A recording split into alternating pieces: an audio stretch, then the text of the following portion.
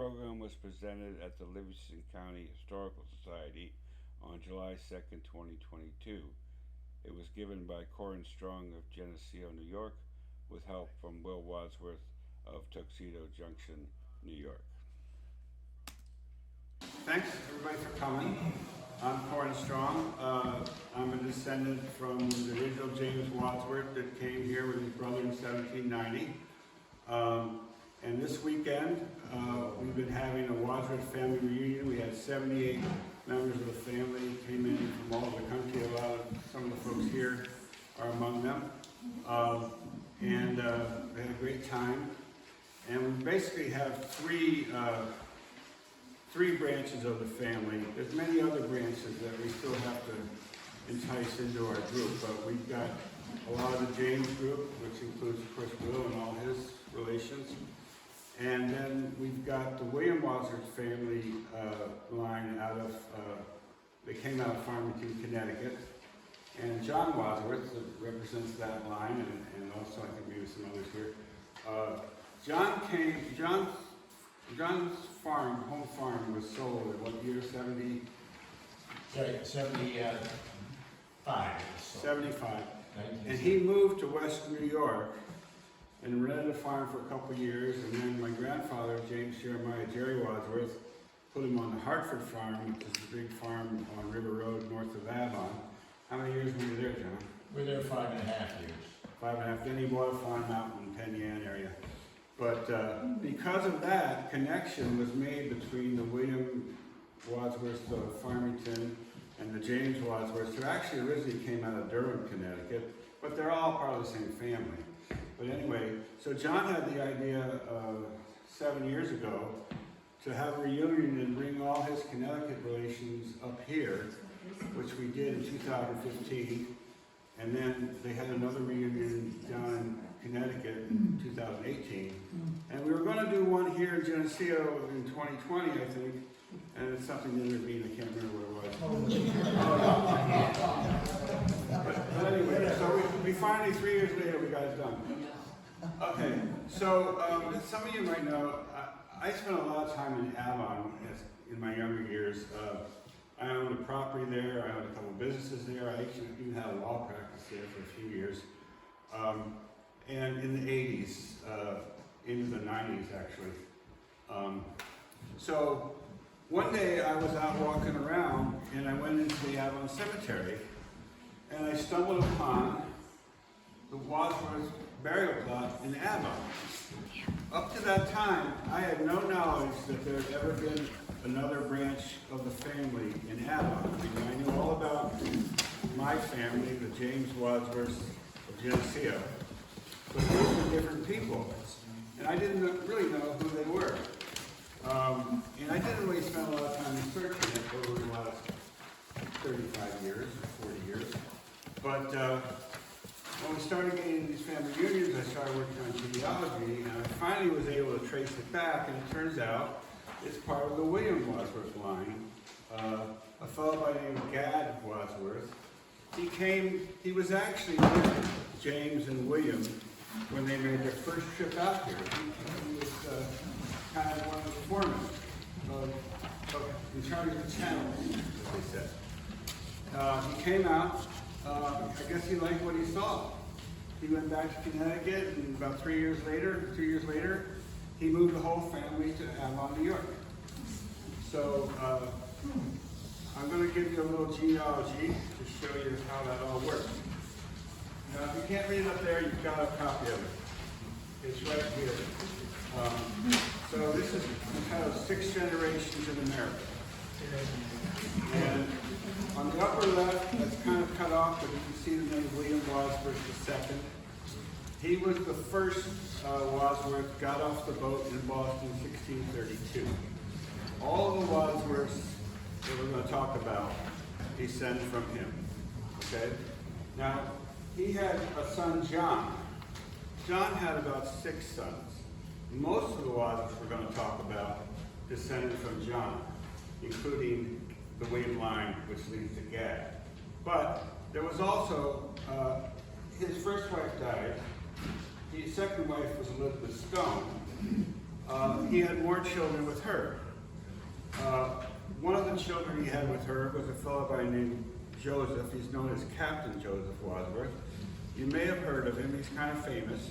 He's the fellow that rescued the Charter Oak when the Kings of England's agents were trying to get it back from the colony of Connecticut.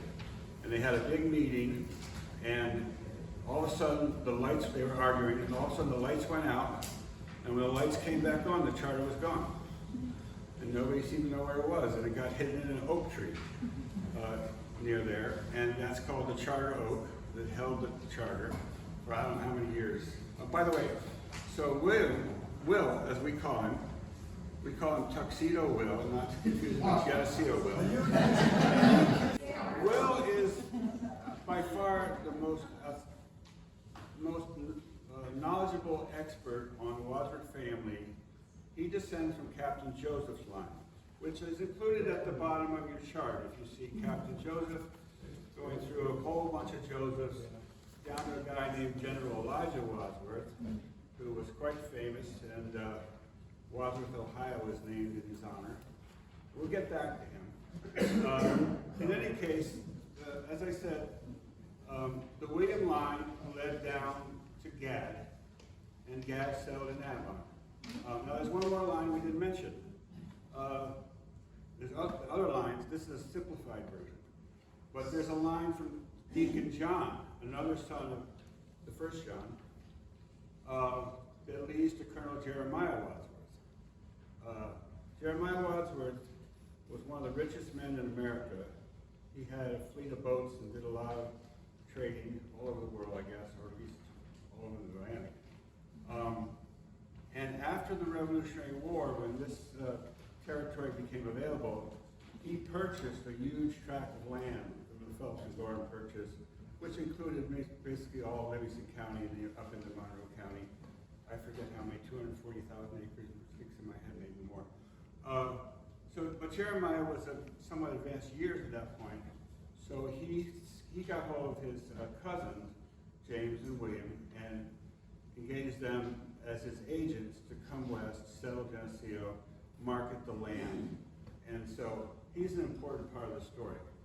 Okay, I forget what the next slide is. Oh, there's Jeremiah. I just told you I was basically everything about him. Okay.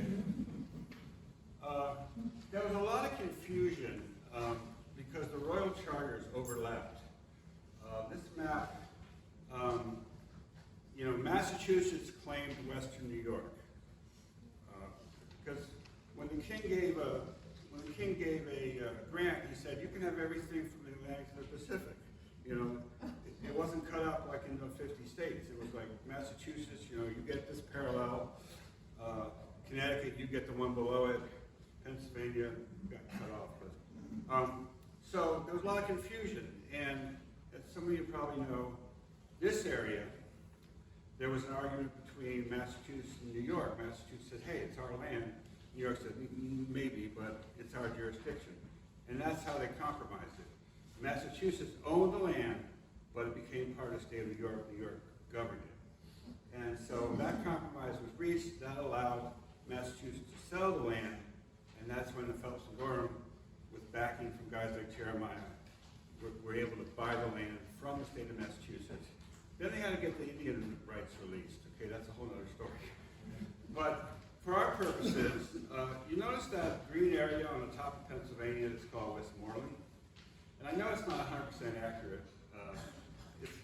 It's being exaggerated. But there were certain people in Connecticut who felt like, hey, we have a claim to northern Pennsylvania because if you take their grant, it runs right through northern Pennsylvania. So starting even before the Revolution, they started sending settlers. Connecticut was filling up. At that time, everybody was a farmer, and everybody needed a certain amount of land to support a family. And so, the state was filled up, and it isn't the greatest soil to begin with. So, Connecticut Valley is nice, but there's a lot of rocky ground out there. So they said, hey, let's go to Pennsylvania. And so a bunch of Connecticut people settled around what's called the Wyoming Valley and the Wilkes-Barre era. And they started setting up colonies there, farming and everything else. Well, the people from Pennsylvania weren't very happy about that. In fact, it led to a war that probably most of you never heard of, because I never heard of it. It wasn't in my history books. But there was an actual war, a hot war going on in northeastern Pennsylvania. It's called the Yankee-Pennamite War. Now, Pennamite is a really strange word to talk about somebody from Pennsylvania. I'm from Pennsylvania, but I never was called a Pennamite. It's almost like biblical. It's like Old Testament. We never came to Connecticut. We called them Pennamites. In Connecticut, they call it Pennamites.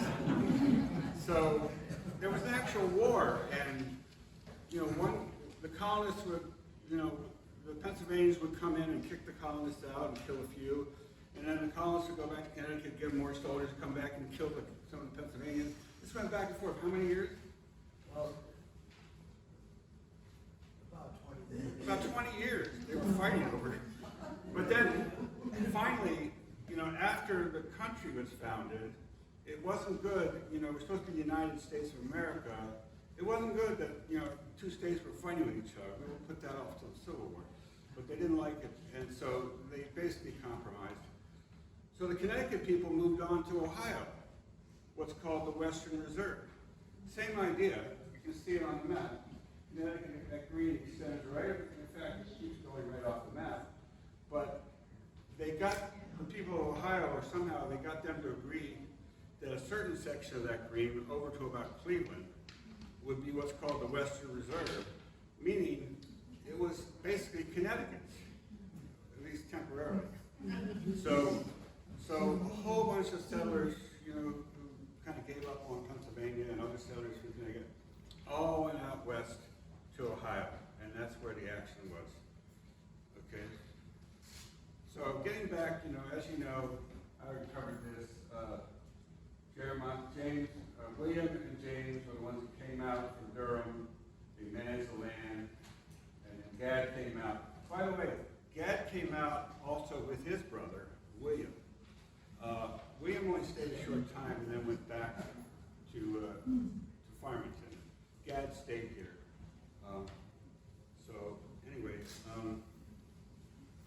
They call it Avon Springs. You're going to see why in a second. And I don't know of any pictures of Gad or William. But what we now call Avon was originally called Hartford in 1797, because they were all from the Hartford, Connecticut area. So they, not just Gad, but the other early settlers were all from Hartford. But unfortunately, there was another Hartford already in New York State in Washington County. So in 1807, to avoid confusion, it became Avon. Okay. Now here's some 1809 map of the village of Avon. And you see that great big blob of land that says Gad Wadsworth Farm. That's where his farm was. If you're familiar with Avon, you can see this is Main Street, and this is Geneseo Street. And Spring Street, I think, kind of goes through the middle. I don't know, does anyone know? I don't think that's Spring Street. I think Spring Street is a little farther south. Does anyone know? Where it be exactly? I think it is. So the modern day Spring Street runs from Geneseo Street down to the Avon Springs. And the Avon Springs were located down here by the river, and they were sulfur water. They stunk. In fact, the Indians had named the general area Canawagas, which meant place of bad smelling waters. Yeah. And but Yankee ingenuity, they decided, hey, we can market these bad smelling waters as a health cure. And so they did. But Richard Wadsworth, who was the son of Gad, and was the first one to this is Spring Street coming down. The Lower Springs is right about here. He was the very first one to offer the sulfur springs to the public. He put in a shower box if you wanted to take a bath.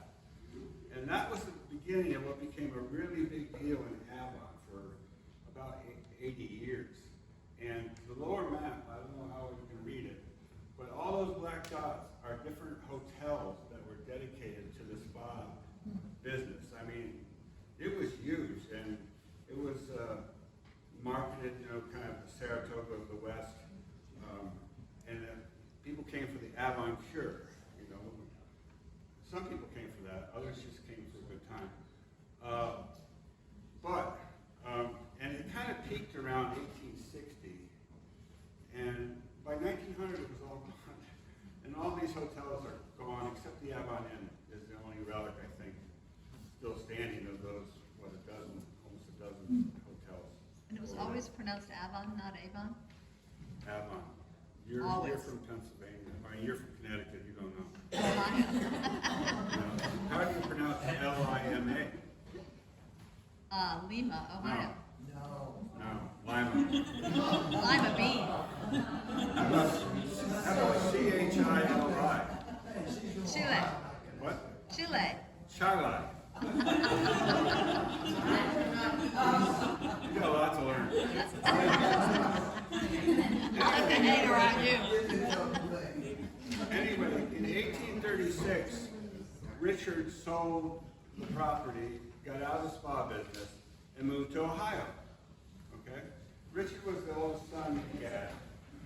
And he made enough money, apparently, selling that spa that he moved to the shores of Lake Erie out near present-day Toledo or Sandusky. And I think he just toured around on his boat in Lake Erie and fished and had a good time for the rest of his life. Probably no. You have a copy of this. What does it look like? This is a two-sided one. So let's just see. You see the top half of that on one side, when you turn it over, you got the bottom. All right. And I'll just go through this quickly because obviously there's a lot of names here. But if you start on the front where it says ancestors along the top, right? That's the front. Second page. You got the page that says ancestors and no descendants on it, okay? And then you look at the big red gad, okay? That's where we're going to start. Has everyone got this? Yes, okay. Gad, you read gad, okay? So on the front, on this map we're looking at, you have Henry G., who I guess was the oldest. He was a bachelor farmer. He lived all of his days in Avon, died in Avon in 1873, buried in Avon. He's one of them in that first picture. All right. Then you have Richard, who was born 78-3 in, I think it was 1826, he sold the, 1836. 1836, he sold the spa and moved to Ohio. So at that time, he was 53. All right. So then if you turn it over, well, before we turn it over, everything, there's a huge number of descendants of Richard, the whole right half, all these people we've been able to track down. We don't think necessarily, this is a work in progress. We don't probably have all of them. We know that a huge number of them live in Erie County, Ohio, which is up against Lake Erie, as I say, somewhere around Toledo, north of Toledo. So that's the Richard. They all went to Ohio. Where am I? Yeah, where are you? I'm lost. Well, we found some in Akron, didn't we? We found some Wadsworths in Akron. Ohio is infested with what? Much worse than Geneseo. All right. Now, turn it over once. Now, if you turn it over, you're going to see the rest of Gad's descendants. Okay? And I apologize if this print's even a little smaller than the first, but there's more on the bottom. You see, Gad had, at the very bottom, Gad had a son named Ezekiel. You see that down there? Born 1782. Ezekiel Wadsworth. In any case, Ezekiel is the one that stayed in Avon. And he built the large house on the corner of Spring and Geneseo Street. When I was around Avon, it was owned by Mr. Strassenberg. I don't know who owns it now. But that was his summer house. It's a huge mansion. Still there. And then, this is kind of interesting.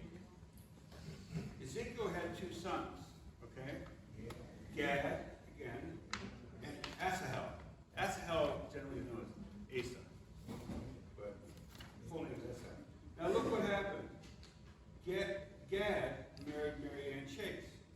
Okay? But he died at age 32. Look what Mary Ann did. She married the brother. She married Asa. Yeah, that's what you did in the old days.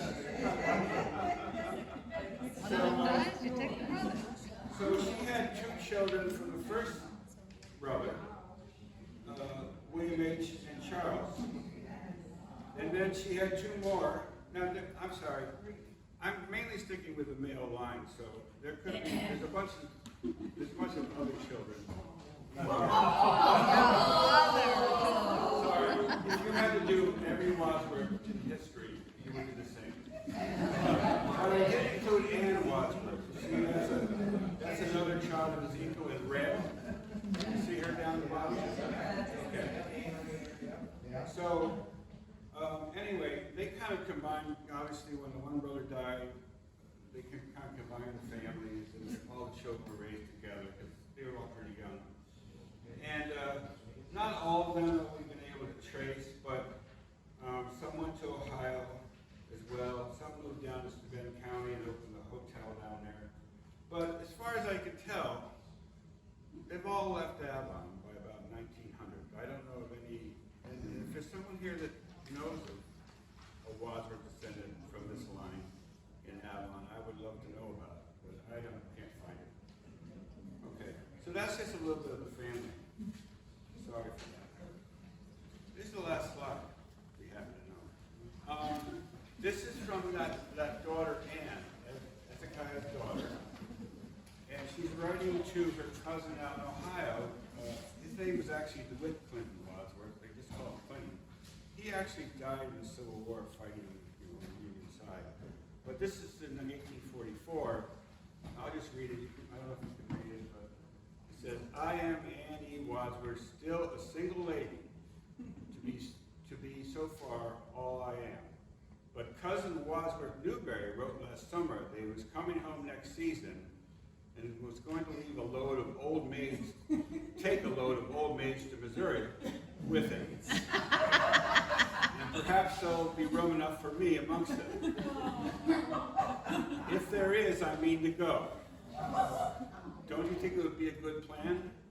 Perhaps I can find someone who wants a better half, or will take a white squaw. I will try it,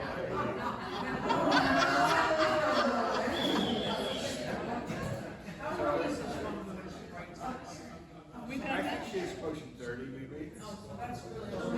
She was getting into old maid territory in those days. But what does that one little letter tell us about the dynamics of what was going on? She felt abandoned. Most of her family had moved on to Ohio. There was nothing going on in Avon for her. She would want to go west, even if she had to be somebody's squaw. That would be exaggeration.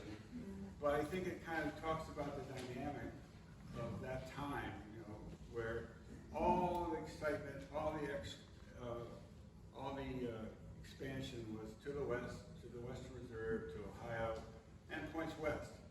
Now, we've been working on, as I say, trying to track down every Wadsworth that ever lived, at least the ones descended from this original William. And the trail leads everywhere. One of these ones at the bottom, I don't know if it's on the bottom out here. We found them out in California and in Phoenix, and we suspect they're still out there. The problem is with genealogy, with Wadsworth genealogy, and probably true for other families, we know all about the James Wadsworth family. We know every single descendant, at least legitimate one. We know all about the William Wadsworth family for the most part. We've lost track of a few. We've lost track of a few of the James descendants that went west as well. Some of them went out to the western country. But what happens is, once they go west, it's a lot harder to keep track of them. We know about the Wadsworths here because they never left, and if they did leave, they came back and were put in the cemetery, So we know about it. But But the ones that scattered to the west, you know, they went all through the Midwest. They went into Michigan, Wisconsin, Minnesota, Iowa, Kansas, eventually California. One went to Kentucky, became a congressman from Kentucky during the Civil War. His descendant was a Hollywood movie star. I mean, it's the story of America, really. It's people expanding out, heading west. I didn't put a slide together about this, but my cousin Will knows an awful lot. I'm going to ask him to come up and help me on this part. So how did this all happen? How is it that this family,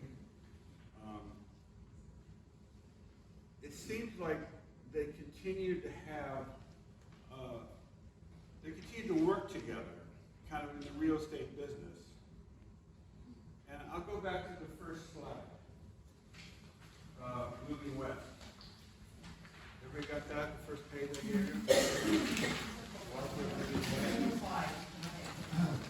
You can read it. I don't know if you can read it.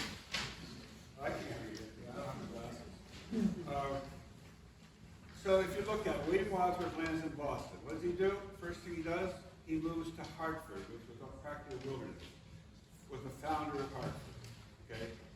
So they kind of developed things around Hartford for about 150 years.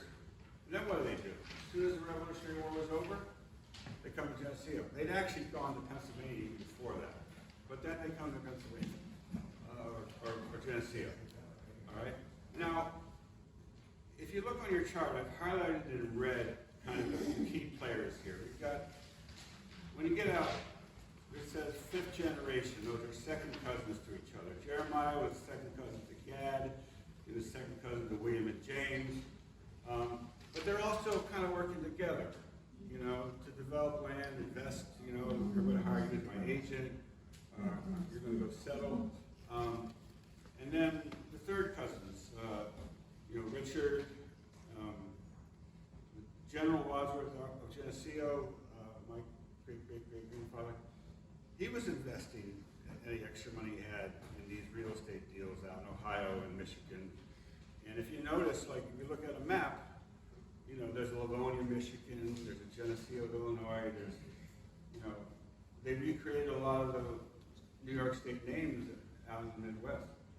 But, Will, could you step up and tell us a little bit about his answer, General Elijah, very involved. Could you step up and talk a little bit about that? Sure. Sometimes you know too much, it's hard to consolidate it in a meaningful way. But Jeremiah epitomized exactly what was happening in every other family. They need the second, third, fourth sons needed to have a livelihood, so they needed land. And so they moved west, where the opportunities were. No, Jeremiah didn't move west. Well, he would have if he'd lived longer. He had to see the Mississippi because the western half was out there. He had to buy that. So,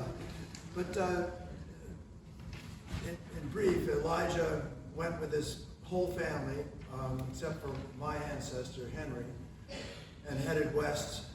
It took him 6 weeks to take an ox cart out to Canfield, Ohio, through the wilderness, basically. And From Litchfield. it was planned by him in consolidation with most of the Highland officers of the Highland Command in the Revolutionary War. By the way, did they stop in Geneseo on the way through? Do you know? No, I don't think so. Okay. No, they didn't come to the northern route. Out there, he spent 2 summers, 1799 and 1801, cutting brush and building a cabin and making a farm site, cutting the trees, and also surveying. But he had a complex relationship with back home in Connecticut because he was in the war. He was a cavalry commander and a scout, and he knew everything about land. Which war are you referring to? Revolutionary War. Okay. So he was constantly on the front of the battlegrounds, and and protecting Washington's army on the retreat through New Jersey, protecting his army when they were invading around Philadelphia. So he knew everything about land and scouting. And so he was made the first postmaster to establish the routes, for the best routes through this wilderness for the postmen to go for in the early post office after the United States was formed. And later in life also he was made Major General of all the, of one of the 4 divisions of militiamen in Ohio. And in that job he had to write with the leading jurist in the Connecticut Reserve to write the rules for how the militia was to be conducted.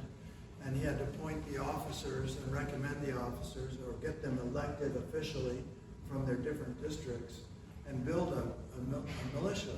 And this turned out to be useful when the Federal Army that was sent under Hull to secure Detroit from the British in the War of 1812 surrendered to the British. And all of a sudden the entirety of Ohio was open to invasion by 2,000 or 3,000 Indians supporting a few regiments of British troops. They could have walked all the way to basically Washington, D.C. with no opposition, except for this cobbled together militia that he had organized over the last previous 6 or 7 years. And So I take it they took care of the Indians. yeah, he had a cavalry force in Canfield that drilled on the green. They had 4 regiments, each with a brigadier general from different districts. They put the word out. All the gunpowder in Ohio was consolidated, and they marched to pre-prepared positions in Portage, which was the nexus of all the water communication routes and the old Indian trails went through Portage. You could take a canoe down to the Ohio River, and you could take a canoe down to the lake. It was a high ground between the two. How far was that from Detroit? That was about 3 or 4 hour drive, but By car or by it's in the center of Ohio, center of the state? Okay. center of the state, and so it's quite a trek to Ohio. But they did bring Indian troops, Indians. They did make a march down. The point is, he was the only military force. He got them deployed, and but he was also the Connecticut Reserve was a private enterprise. It was a state mandated, worked out with the Congress, just as you said. This is the Western Reserve? The Western Reserve, but there was a land company formed called the Connecticut Land Company, in Connecticut. And Jeremiah and the other investor class and owner class people became proprietors of this company, and they put in several $1 million into this company, into the formation, and they basically bought the western Trumbull County. Elijah was one of about 20 key representatives in Ohio, actually out in Ohio, acting as agents for these representatives. So he has a lot of correspondence with all the leading figures, including John Wadsworth, and including all the major Jeremiah and these other people who were the owners of the land in Ohio. So he was also the tax collector in all of the Trumbull County of the Western Reserve, which is the nearest to Pennsylvania, and he was one of the first settlers. And, It just didn't happen that, randomly that Ohio got settled It was by planned. almost mainly Connecticut Yankees. It was all planned, and it was executed, and the Wadsworth family, both, on the frontier and back in Connecticut, were all working together kind of in this giant scheme. The younger brother, Frederick, there were 3 children went out with Elijah to Ohio, The younger brother, Frederick, became a lawyer and studied with Benjamin Tappan, who was the leading jurist in Trumbull County. And they built and organized the canals, and they built industries.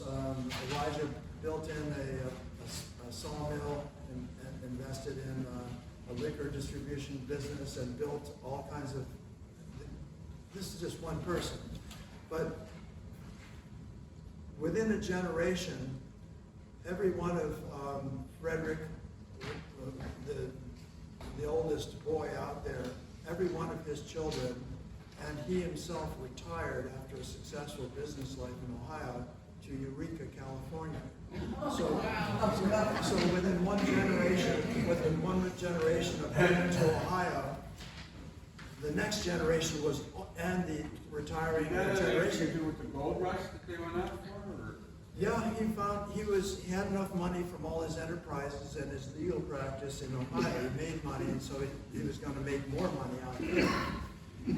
He put $5,000 down to form the government of the town of Eureka, so that Eureka could form as a town, and they organized it in the Connecticut model of liberal, sort of democratic, voted in. We had a tradition. But, Republican form. yeah, it was an elected assembly was running Connecticut, so the habit of electing local representatives was there, and they were trying to establish.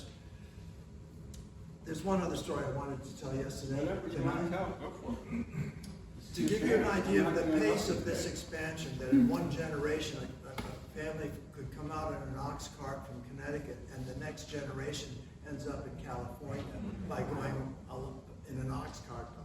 This was mind-boggling, and they thought big. Elijah and all his peers who were sitting around in West Point waiting for the British to get some stones to come up and fight them. They thought about this because the Indians were 20 miles away. So, and they were under threat from land, and they were under threat from the sea the entire time that they were there. They're saying, look, we're not going to be safe until we settle the West, because the Indians can attack us at any time. So then, the story that I wanted to tell was of their children, the next generation, the grandchildren of Elijah. Charles the first was a reverend, and he was a pretty good speaker. And he gets this letter in November of 1859, after a successful 8 or 9 years of sermonizing in Philadelphia and love affairs with Emily Dickinson, according to Corrin. No, that's unconsummated. Unconsummated. Anyway, he gets this letter from the mayor of San Francisco. Will you come out to, please, I beg you, sir, will you please come out to San Francisco and clean up our gold rush mess? They had Immorality in the streets. They had gun toters. They had people being robbed in the open marketplaces, and the vigilantes were forming up into regiments to try to take care of these bastards. I mean, there were 40 ships rotting in the bay because people, even the crews, would jump off the ship to go after the gold, and they left the ships rotting. It was such a frenzy.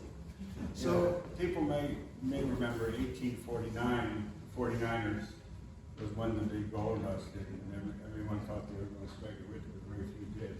It was a complete epitome of America, where people swarm after the money. Anyway, sorry. I got political, sorry. No, I've already gone there. Okay.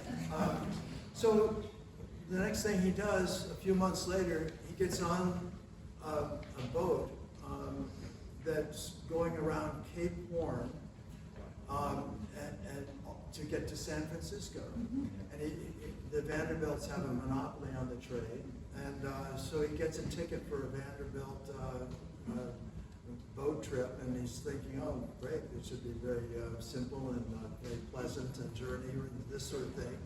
And Vanderbilt, the son of a bitch, had double booked all his bookings to make extra money on the trip.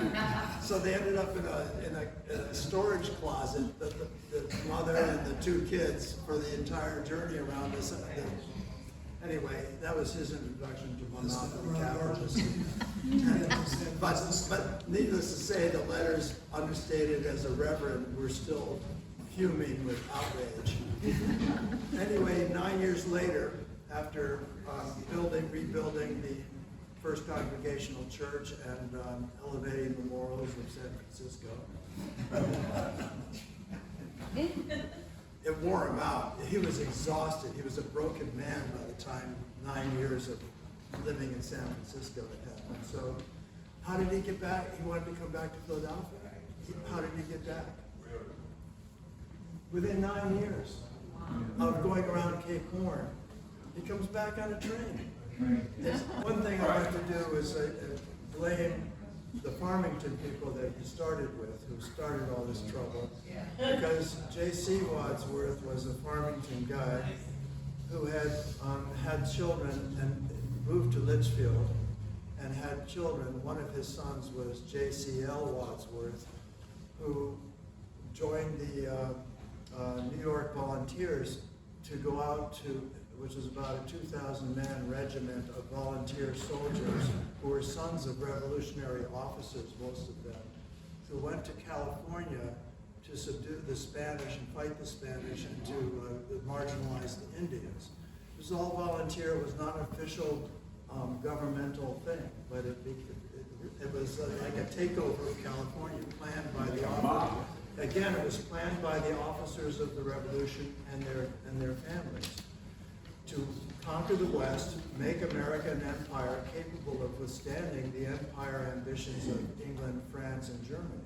You know, America was under threat, and the Revolutionary War soldiers didn't trust the French any more than they trusted the English, which was the right, because, you know, even Napoleon tried to take over America when he came to invade Haiti and attempt. I want to open it up for any questions from anything you've heard, either me or Will. Does anyone have anything they want to know more about? Yeah. Hey, Corrin, was there any evidence in the family or records of Gad, the interactions with his cousins up here, or was he more off doing his own thing in Avon? Well, obviously he knew them very well. He had been on their original trip out. And Gad served in a number of public offices in the Avon area. You got to remember, back in those days, everything was Ontario County. Ontario was the mother of all counties. And then even when that broke up, Livingston County had the town of Rush and the next couple towns along the top of Livingston.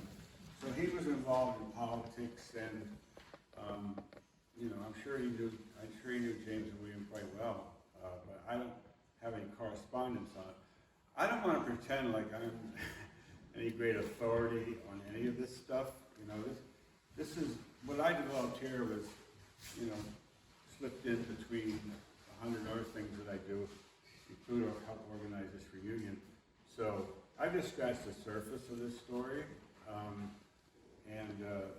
you know, hopefully maybe inspire somebody here to look into it a little more. And I mean, I did go through the file at the Avon historian's office. I had some help from the county historian. He got me that letter from the young Anne, which I think is great. But I don't have an exhaustive, not like the type of knowledge that he has. Anyone else? Well, just a thought, Corrin and Will.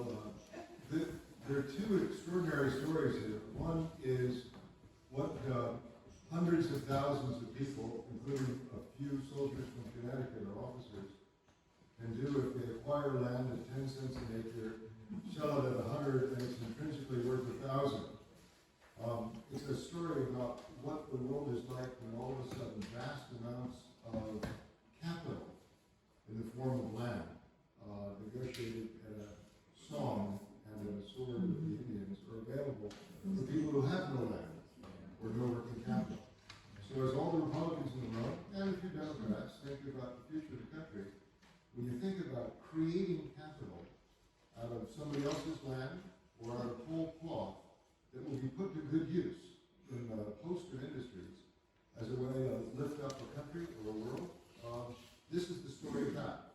But it's also the story of family and fellow officers in arms and their family members working together. Like all of you have worked together to put together this family reunion. So on behalf of all of those who don't carry the name Wadsworth, but carry a gene or two, and all those who are Wadsworth, here's to continuing this cooperation and somehow finding a way to affect the future of our country and world like these did, knowing all the time that we did it because we got the land for a song. So thanks for singing the Wadsworth song again.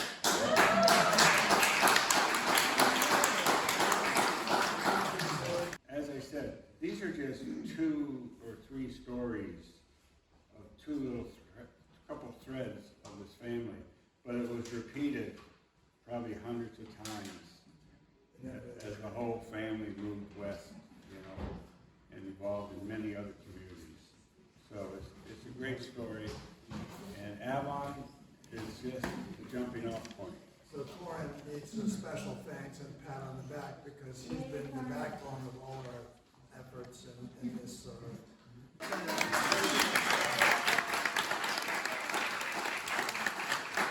So what happened to Anne? Did she go to Missouri? I think she's a squaw. Ah!